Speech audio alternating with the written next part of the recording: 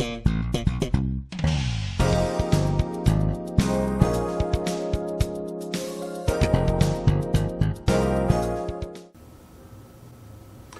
it's Barry Lebow, and I'm sitting here.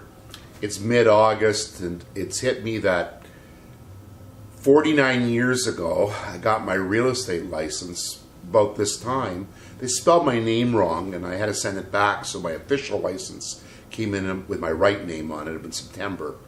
But 1968. So this is 49 years have now passed. I start my 50th year in real estate.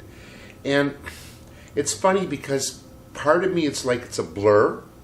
Part of me, it was yesterday. And part of me is like, I've never felt this good. I don't feel like I'm old. I don't feel like I've hit this plateau. But it's interesting because I look back and I reflect. When I got in, we took a 1-week course. I even remember the name of my teacher, Tom Dowling, was a well-known Burlington real estate broker. And I'd been out of school I was a terrible student. I was the world's worst.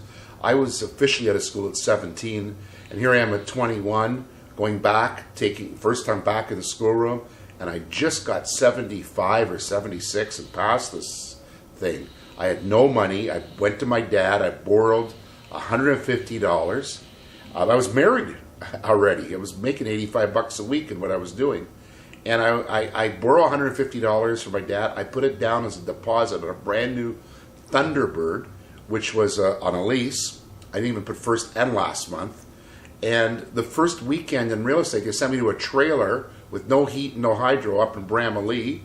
And it was August. And I sold, I think, 2-3 houses that weekend. Sold. I filled in the forms. And I got totally screwed over by the people I was working with. And I made all of $75 per house selling new houses at $14,500. And I came home to my wife. I said, I made $225 this weekend. I'm in trouble because something's illegal here to make this kind of money. Remember, I was making $85 a week. All of a sudden, I made $225 in a weekend. I went on the first year in real estate to sell 100 houses, of which 98 closed. I was very upset I didn't get that last 2 that closed. And TREB used to give you, in those days, Toronto Real Estate Board gave you a pin if you actually achieved $1 million in sales, because that was unbelievable. Very few people ever got that. Now, we didn't have any sales training. There was no sales training out there. We had internal. You chose a broker because the commission splits were almost all the same. You got 50-50 with the broker. When you got really good, maybe you got 60%. And the broker paid for all the costs, all the advertising. You had to be in the broker's office every morning by 10 o'clock. And if you weren't there 2 days in a week, you didn't show up before 10 unless you had a real good excuse, you lost all your advertising privileges for the week. And that was a big deal.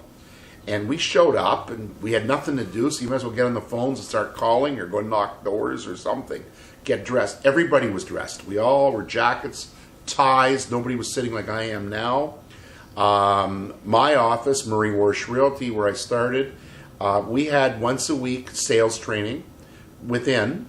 And I remember listening to records from Domtar, the building construction material people, teaching us how to show and deal with new housing. And I realized resales is where the money was, and I went into resale. My houses I was selling were anywhere from $10,000 to $15,000, $20,000. $20,000 house was a big deal.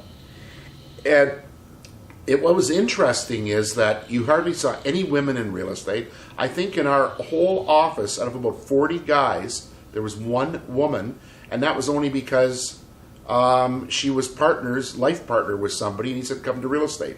Rose Hirsch, not only was a prominent Jewish realtor, she was one of the first women realtors, and brokerages. Rose had a brokerage for all women. And a lot of the women in there became great realtors and branched out, and they kept going out and growing bigger. Lil Rush left her, opened her own firm. And with that said, we started to see the women not trickle in and eventually dominate.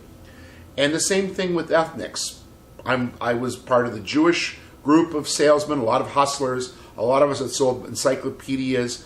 A lot of us had great sales training in other areas. I was door to door selling encyclopedias and swimming pools. Other guys were out there that sold pots and pans. There was a huge Italian community. There were some Portuguese, the Danforth being a lot of Greek brokers, agents, and the ethnic agents. What was very interesting, it didn't matter who you were, we could sit there, you could throw a clause at us. Every agent I knew, there was probably 4,000 members of the Toronto Real Estate Board, 4,500. Every agent I knew could write any clause that there was on real estate.